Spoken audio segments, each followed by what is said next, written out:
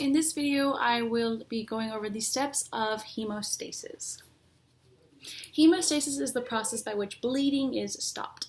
Hemostasis has three mechanisms that help with this process, and the three are as follows: vasoconstriction or vasospasm, the platelet plug formation, and last but not least, coagulation, also known as blood clotting.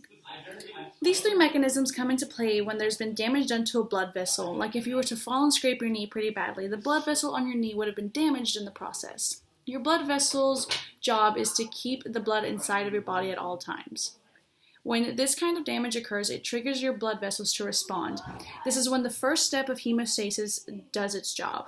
What vasoconstriction does is it briefly constricts the blood vessel, allowing a few minutes for the other mechanisms to take over. The next mechanism is the platelet plug formation.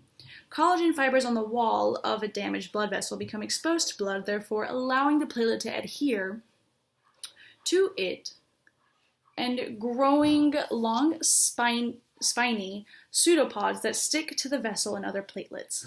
The pseudopods then contract and draw the walls of the vessel closer together. This then allows for the large mass of platelets to form a platelet plug that can help reduce or stop minor bleeding.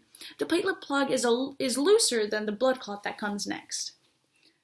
Coagulation is the last step in hemostasis, but it is the most effective against bleeding. There are two reaction mechanisms in coagulation: extrinsic and intrinsic.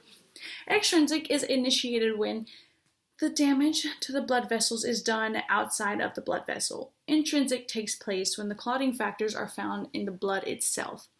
These two work simultaneously at times in order to achieve hemostasis.